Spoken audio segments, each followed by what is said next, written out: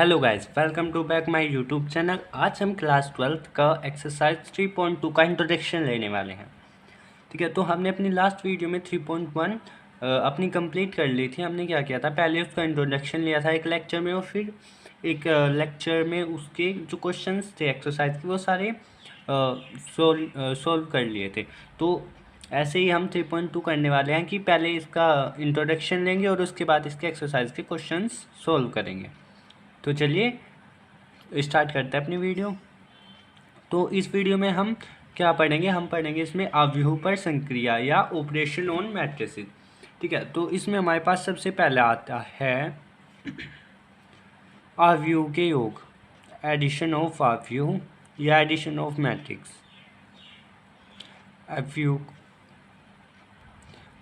का योग। तो देखिए अव्यूह का योग क्या होता है।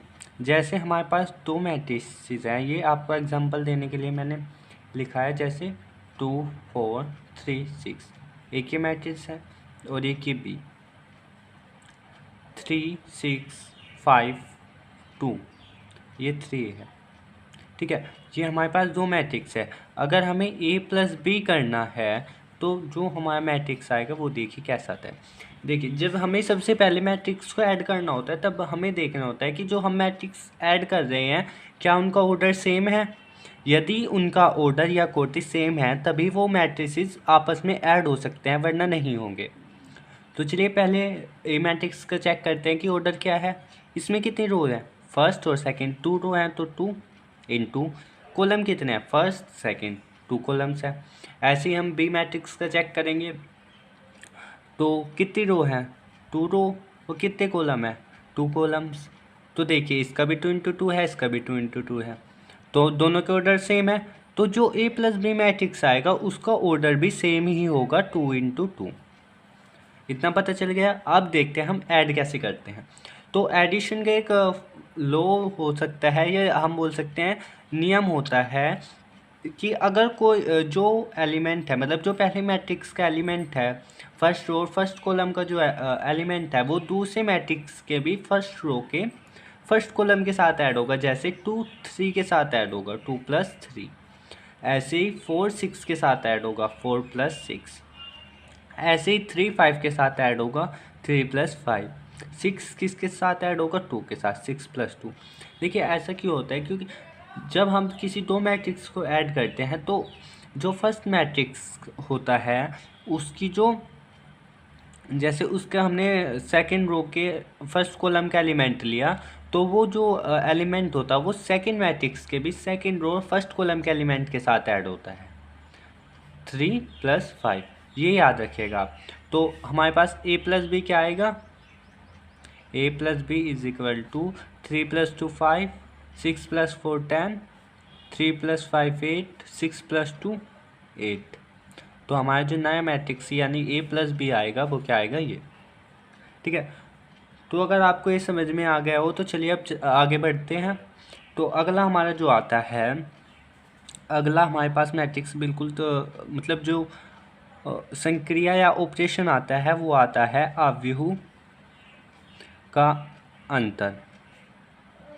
तो अव्यूह का अंतर क्या होता है, या मैट्रिक्स का डिफरेंस क्या होता है, वो भी बिल्कुल सेम है।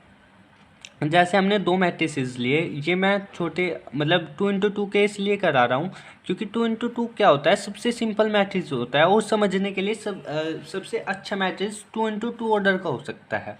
अगर आप कोई चीज़ फर्स्ट टाइम मतलब मैट्रिक्स फर्स्ट टाइम पढ़ रहे हैं तो आप सबसे पहले 2 इंटू 2 का पढ़िए, उसके बाद फिर आप किसी भी ऑर्डर के मैट्रिसेस को सोल्व करने के लिए तैयार हो जाओगे।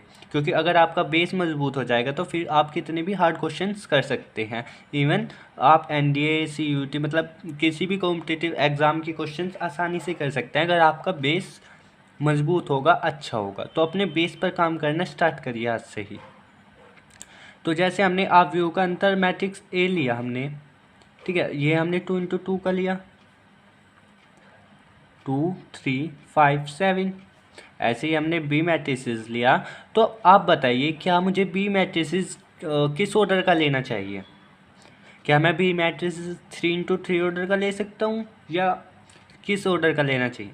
देखिए, जैसे हमें अवयव के योग में जो दो मैट्रिक्स होते हैं उनका जो ऑर्डर सेम रखना होता है, ऐसे ही हमें जो अवयवों का अंतर है उसमें भी दोनों मैट्रिसेस के जो ऑर्डर हैं वो सेम होने चाहिए। यानी जो बी मैट्रिक्स होगा वो भी 2x2 का होगा। सही है। तो मैट्रिसेस ले लेते हैं, जैसे 3, 5, 9, 8। हमने ये मैट्रिसेस ले लिए। अब हमें क्या करना है, हमें निकालना है ए माइनस बी। तो ए माइनस बी किस ऑर्डर का मैट्रिक्स होगा या किस ऑर्डर का मैट्रिक्स होगा? तो ये जो अवयव होगा ए माइनस बी, ये भी 2x2 ऑर्डर का मैट्रिक्स होगा या अवयव होगा। ठीक है, 2x2 ऑर्डर का ही अवयव होगा ये ए माइनस बी। तो वो कैसे निकलेगा? वो ऐसे निकलेगा कि जो हमारे फर्स्ट, देखिए जहाँ ए फर्स्ट है तो फर्स्ट वाले एलिमेंट्स में से ये घटाएंगे, मतलब माइनस करेंगे। अगर यहाँ बी होता, पहले बी माइनस ए होता, तो हम बी वाले में से ए वाले को घटाते या सब्ट्रैक्ट करते। ठीक है, तो चलिए स्टार्ट करते हैं। ये हमारा फर्स्ट रो और फर्स्ट कॉलम का एलिमेंट है 2। ठीक है, तो एक इसमें से कौन सा एलिमेंट माइनस होगा? फर्स्ट रो और फर्स्ट कॉलम का, यानी 3। ऐसे ही 3 हमारा फर्स्ट रो और सेकंड कॉलम का है, तो 3 में से क्या माइनस होगा? फर्स्ट रो सेकंड कॉलम का एलिमेंट यानी 5। ऐसे ही 5 में से क्या माइनस होगा? 5 क्या है? सेकंड रो का सेकंड रो और फर्स्ट कॉलम का एलिमेंट। तो अब देखिए दूसरे मैट्रिक्स में सेकंड रो और फर्स्ट कॉलम का एलिमेंट क्या है? 9। ठीक है, तो अब 7 बचा, तो 7 में से क्या माइनस होगा? 7 सेकंड रो और सेकंड कॉलम का एलिमेंट है, तो ये भी सेकंड रो और सेकंड कॉलम यानी 8 माइनस होगा इससे। तो हमारे पास ए माइनस बी क्या आता है? A minus B is equal to -1 -2 -4 minus क्या आएगा? -1। ठीक है, तो ये हमारे पास आ जाता है ए माइनस बी।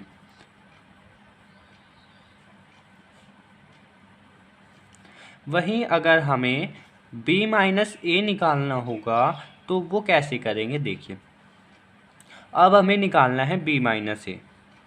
तो b माइनस ए निकालने के लिए हमें सिंपल वही मेथड यूज़ करना है कि इस बार हमें b वाले में से माइनस करना है। यानी अब फर्स्ट एलिमेंट लिया, फर्स्ट मैट्रिक्स का 3 है, तो अब 3 में से क्या माइनस करेंगे हम? 2, क्योंकि जो 3 है ये फर्स्ट रो और फर्स्ट कॉलम का एलिमेंट है, तो इसमें से फर्स्ट रो और फर्स्ट कॉलम का एलिमेंट ही माइनस होगा यानी 2। ऐसे ही 5 में से 3, अब तो आपको समझ में आ गया होगा। ऐसे ही 9 में से 5 माइनस, और जो हमारे पास 8 है उसमें से 7 माइनस। तो b माइनस ए किसके इक्वल आया? ये आया 3 माइनस 2 1, 5 माइनस 3 2, 9 माइनस 5 4 और 8 माइनस 7 1। तो ये आ गया हमारे पास 2x2 ऑर्डर का मैट्रिक्स। ठीक है, आ गया अब आपको समझ में? तो चलिए अब चलते हैं अपने नेक्स्ट ऑपरेशन की ओर, जो कि है एक अवयव का एक अदिश के साथ गुणनफल। वहीं अगर मैं आपको एक नोट देना चाहूँ जो कि आपके कम्पिटिटिव एग्ज़ाम के लिए इम्पोर्टेंट हो सकता है, वो क्या है कि अगर हमें ए माइनस बी मैट्रिक्स दिया हुआ है, ठीक है, ए माइनस बी मैट्रिक्स दिया हुआ है और हमें बी माइनस ए बोला है, तो हम ए माइनस बी को माइनस से मल्टीप्लाई कर सकते हैं, -1 से मल्टीप्लाई कर सकते हैं उस मैट्रिक्स को। ठीक है, तो हमारे पास किसके इक्वल आ जाएगा? b माइनस ए के। ये याद रखिएगा आप। ठीक है, अगर हमें a माइनस बी मैट्रिक्स दिया है और बोला है हमें b माइनस ए मैट्रिक्स निकालने के लिए, तो हम क्या करेंगे? a माइनस बी मैट्रिक्स को -1 से मल्टीप्लाई कर सकते हैं। देखिए कैसे? a माइनस बी है, तो पहले आप ऑपरेशन समझ लीजिए। थर्ड जो ऑपरेशन है उसके बेसिस पे भी आप ये सोल्व कर सकते हैं। जैसे एक अवयव का एक अदिश के साथ गुणनफल। अदिश क्या होता है? अदिश एक कांस्टेंट होता है, ठीक है, कांस्टेंट। जैसे हमारे नंबर्स हो गए 1 2 3 4 5 ऐसे, या और कोई अल्फ़ाबेटिक कांस्टेंट हो गया, या किसी भी कांस्टेंट नंबर से अगर हम किसी अवयव को मल्टीप्लाई या गुणन करते हैं तो वो देखिए कैसे होता है। जैसे हमारे पास ये ए मैट्रिसेस है, ठीक है, ए मैट्रिसेस है, हमने लिया 3 2 1 4 6 7 3 9 4, ठीक है। ये हमारे पास पहले बताइए किस ऑर्डर का है, तो ये 1 2 3 3 इंटू 1 2 3, तो ये 3 इंटू 3 का है, इतना पता चल गया। अब देखते हैं अदिश से गुणन। अदिश मैंने बताया कोई कांस्टेंट, कोई भी कांस्टेंट हो सकता है। जैसे मैंने एक कांस्टेंट लिया, हमने 2 ले लिया, तो अगर ये हमारे पास मैट्रिसेस था ए, ठीक है, अगर मैं इसे 2 से मल्टीप्लाई करता हूँ तो ये 2a किसके इक्वल होगा? 2 इंटू मैट्रिसेस के, ठीक है। अब अगर किसी कांस्टेंट से मल्टीप्लाई करते हैं, 2a को 2 से मल्टीप्लाई किया तो ये मैट्रिसेस से मल्टीप्लाई होगा।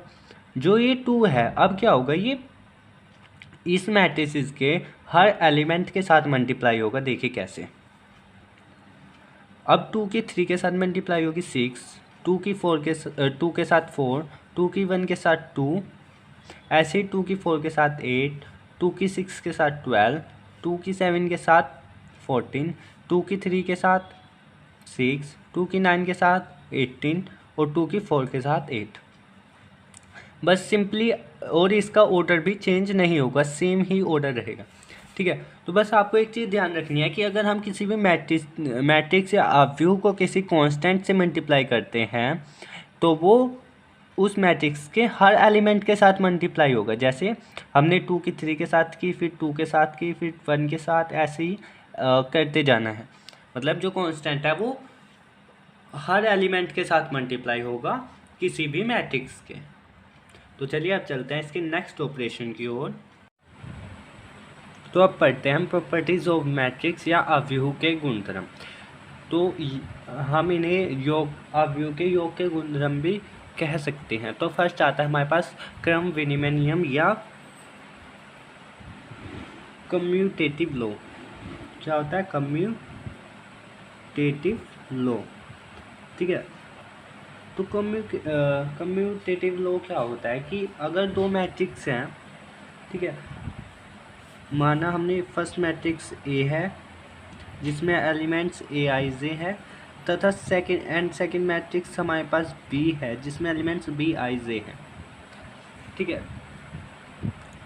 तो ये हमने दो मैट्रिक्स माने।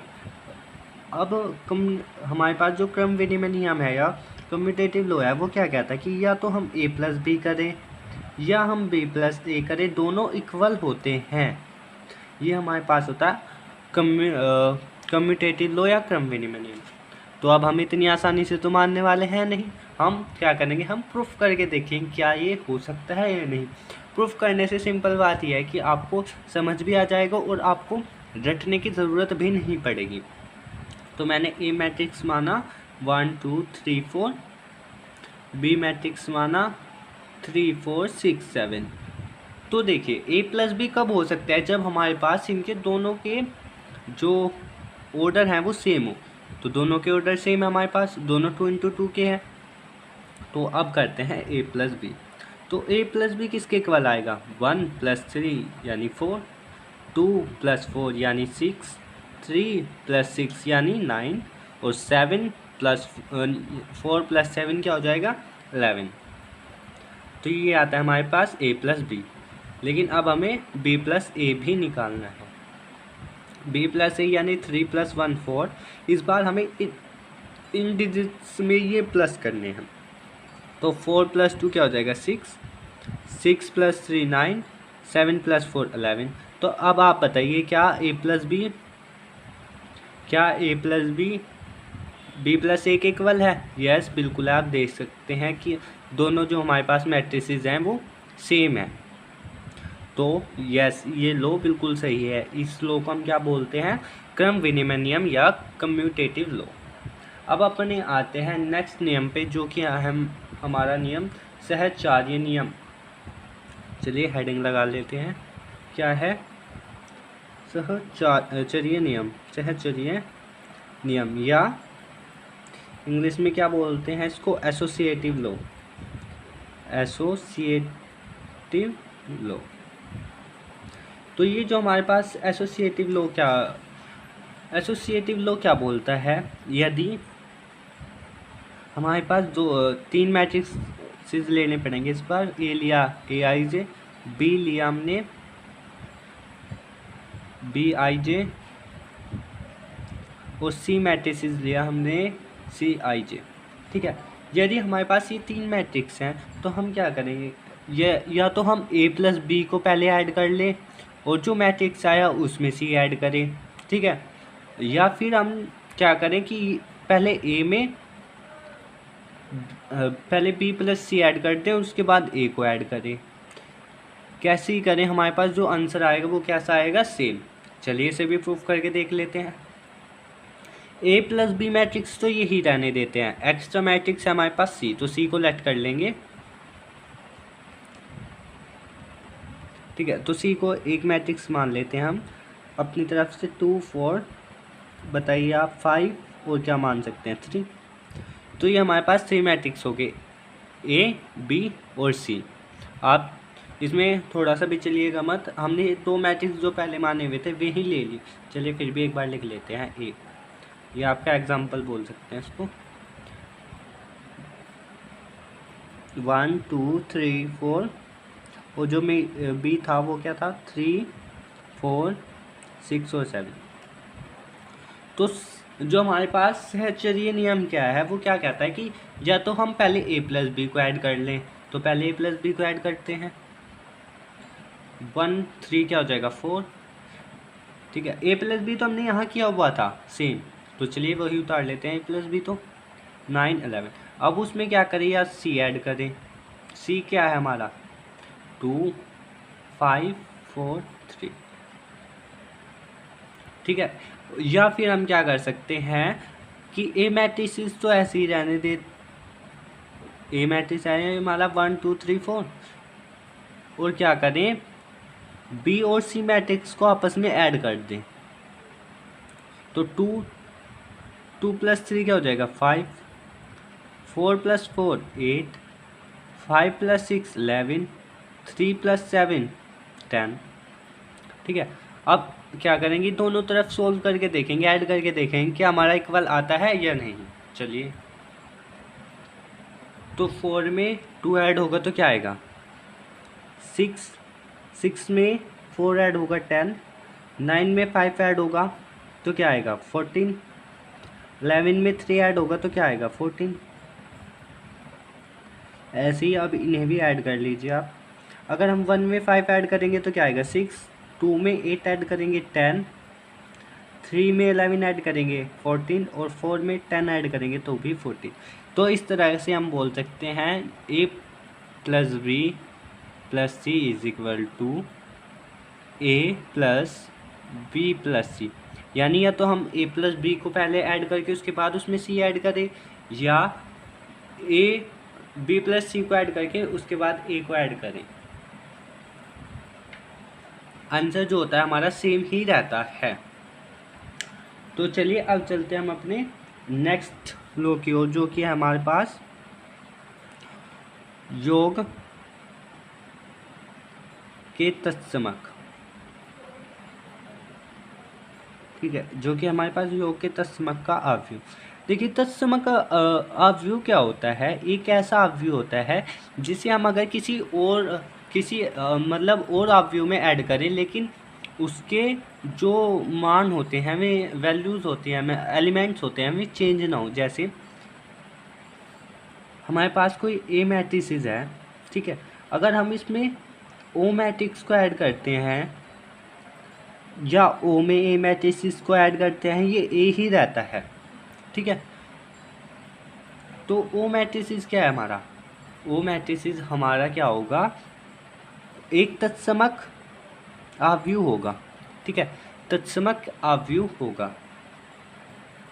तो जो ओ मैट्रिक्स होता है वो क्या होता है, एक शून्य अवयव होता है।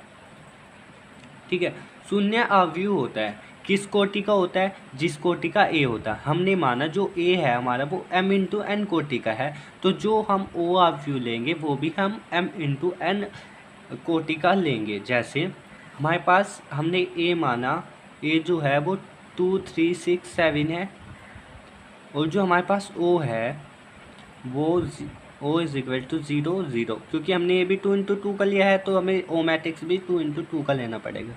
अब अगर हम ए प्लस ओ करें, ए प्लस ओ क्या होगा, 2 में 0 ऐड करो तो भी 2, 3 में 0 ऐड करो तो भी 3, 6 में 0 ऐड करो तो भी 6, 7 में 0 ऐड करो तो भी 7। ऐसे ही अगर हम 0 में 2 ऐड करें तो भी 2 ही आएगा, और फिर से 0 में 3 ऐड करें तो 3, ऐसे ही 6 7 सेम रहेगा। और ए भी हमारा सेम है, यानी कि या तो हम ए में ओ ऐड कर रहे हैं या ओ में ए ऐड कर रहे हैं, या ए, तीनों कैसे हैं, इक्वल हैं। तो जो ओ मैट्रिक्स होगा उसे हम क्या बोलेंगे, ये ओ का तत्समक अवयव है ये।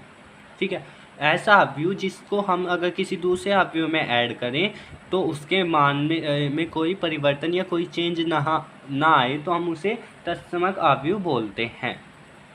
ठीक है, तो चलिए अब चलते हैं हम अपने नेक्स्ट प्रॉपर्टी की ओर, जो कि हमारी आती है अवयव के गुणधर्म की। ठीक है, अवयव के गुणधर्म। अब आती है अवयव के गुणन। ठीक है, किन्हीं भी दो मैट्रिक्स को मैट्रिक्स के गुणन या अवयव के गुणन। अवयव के गुणन क्या होते हैं, जब हम किन्हीं भी दो मैट्रिक्स को मल्टीप्लाई करते हैं। ठीक है, ये आपके लिए थोड़ा सा इम्पोर्टेंट होगा, आपके बोर्ड लेवल के लिए भी, और अगर आप किसी कॉम्पिटिटिव एग्ज़ाम की तैयारी कर रहे हैं उसके लिए भी, तो इसे थोड़ा ध्यान से समझिएगा। तो जैसे एज़ यूजुअल हम दो मैट्रिक्सेस लेते हैं, हम क्या करते हैं कि पहले एग्जांपल के थ्रू समझते हैं, जिससे हमें उसकी डेफिनेशन समझने में थोड़ी आसानी हो जाती है। तो सबसे पहले हम एग्जांपल लेते हैं। तो जैसे हमने लिया 2 4 3 6, एज़ यूजुअल हमारा जो एक मैट्रिक्स रहता ही है ये। फिर हमने बी मैट्रिक्स लिया, ये लेते हैं 2 3 7 6। ठीक है, ये मैट्रिक्स हमने लिए। तो यदि हमें ए इंटू बी निकालना है, ए इंटू बी क्या होता है, अवयव का गुणन, मतलब दो अवयव को अगर हमें मल्टीप्लाई करना है तो वो कैसे करेंगे, देखिए। दूसरा पेन ले लेते हैं एक बार, जिससे आसानी से समझ आए। ठीक है, तो पहले क्या करते हैं हम, जो फर्स्ट मैट्रिक्स होता है, मतलब जिसके हम मल्टीप्लाई कर रहे हैं, जो यहाँ पे लिखा होता है ए इंटू बी, अगर यहाँ होता बी इंटू ए तो हमारा फर्स्ट मैट्रिक्स होता बी। अभी हमारा फर्स्ट मैट्रिक्स क्या है, ए। तो फर्स्ट मैट्रिक्स की रो, ठीक है, रो की मल्टीप्लाई सेकंड मैट्रिक्स यानी बी के साथ करनी होती है। ठीक है, वो अब मल्टीप्लाई कैसे करते हैं वो सीखिए। पहले समझ में आया कि जो हमारे पास फर्स्ट मैट्रिक्स होता है उसकी रो की मल्टीप्लाई हम सेकंड मैट्रिक्स के कॉलम के साथ करते हैं। तो अब जो 2 है उसकी मल्टीप्लाई इस 2 के साथ होगी, यानी जो फर्स्ट रो का और फर्स्ट कॉलम का एलिमेंट है वो दूसरे मैट्रिक्स के भी फर्स्ट रो और फर्स्ट कॉलम के साथ मल्टीप्लाई होगा। तो 2 की मल्टीप्लाई 2 के साथ यानी 4, प्लस 4 की मल्टीप्लाई 7 के साथ यानी 28। ठीक है, ऐसे ही हमें क्या करना है, जो ये हमारे पास मैट्रिक्स है, मतलब जो ये रो है मैट्रिक्स की, इसकी अब मल्टीप्लाई हमें सेकंड कॉलम के साथ करनी है। पहले फर्स्ट रो की दोनों कॉलम के साथ करेंगे और फिर ऐसे ही सेकंड रो की दोनों कॉलम के साथ। तो फर्स्ट रो की हमने फर्स्ट कॉलम के साथ तो कर ली, अब फर्स्ट रो की सेकंड कॉलम के साथ करेंगे, यानी 2 की मल्टीप्लाई 3 में 3 2 ज़ा 6, प्लस अब 4 की मल्टीप्लाई 6 में, ये 3 है, कभी आपको ये 3 है और ये हमारे पास है 6, ये 4 है और ये है 2। ठीक है, तो अब 4 की मल्टीप्लाई किससे करेंगे, 6 से, यानी 24। अब फर्स्ट रो का तो काम यहीं पे ख़त्म। अब हम उठाते हैं सेकंड रो अपनी, 3 6, मतलब ये है हमारे पास सेकंड रो। अब सेकंड रो का भी सेम काम है, पहले फर्स्ट कॉलम के साथ और फिर सेकंड कॉलम के साथ इसकी मल्टीप्लाई करनी है। तो फर्स्ट रो की अगर हम फर्स्ट कॉलम के साथ करेंगे तो 3 की मल्टीप्लाई 2 में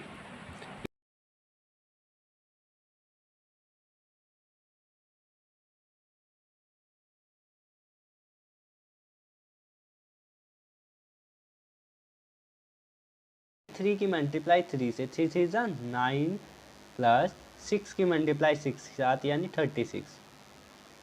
तो अब हमारा a इंटू बी क्या आ जाता है, ऐड कर लेंगे अभी नहीं। अगर हम 4 में 28 ऐड करते हैं तो ये आता है हमारे पास 32। 24 प्लस 6 क्या हो जाएगा 30। 6 प्लस 42 यानी 48 और 36 प्लस 9 क्या हो जाएगा हमारे पास 45। ठीक है, तो हमारे पास आता है ये मैट्रिक्स a इंटू बी। अब देखिए हमारे, अब हमने समझ लिया कैसे मल्टीप्लाई होती है। अब इसके होते हैं कुछ नियम, ठीक है, वो समझिए। यदि ए मैट्रिसेस हमारा m इंटू एन ऑर्डर का है तथा जो हमारा बी मैट्रिसेस है वो n इंटू पी क्यू कुछ भी ऑर्डर का हो, ठीक है। यदि पी क्यू ले लेते हैं इसको, पी क्यू, ठीक है,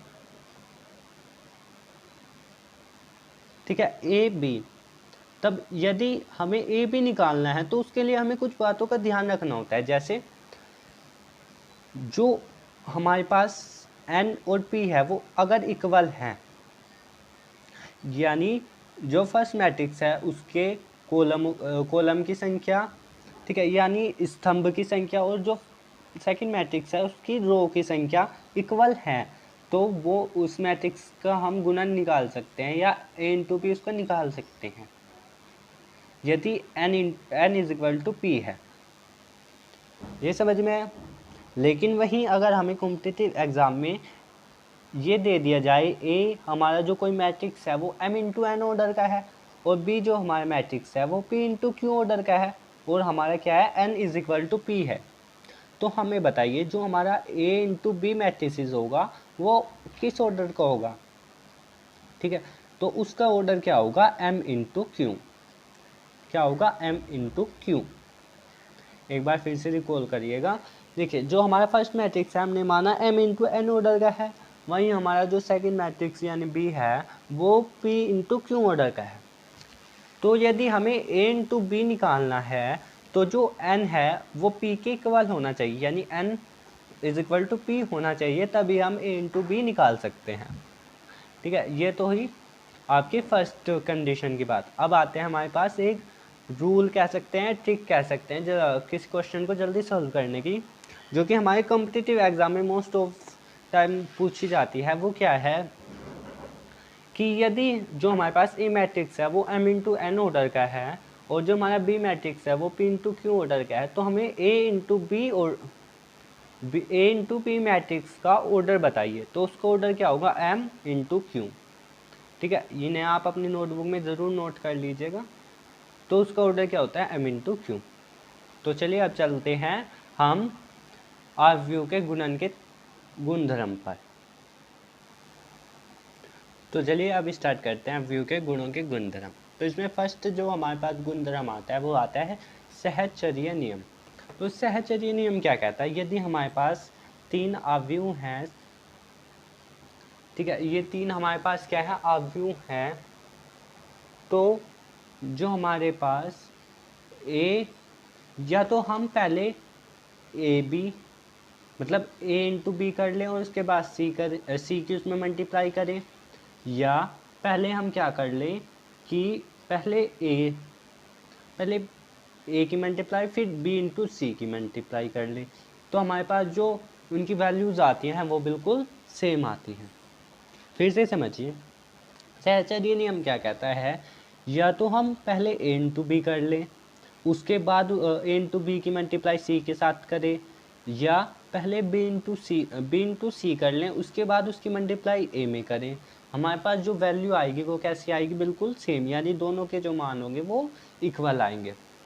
तो चलिए अब चलते हैं इसके सेकंड पार्ट की ओर, या सेकंड जो गुणधर्म है उसकी ओर। तो ये जो हमारे पास गुणधर्म होता है सेकंड, ये होता है हमारे पास वितरण का नियम। वितरण नियम,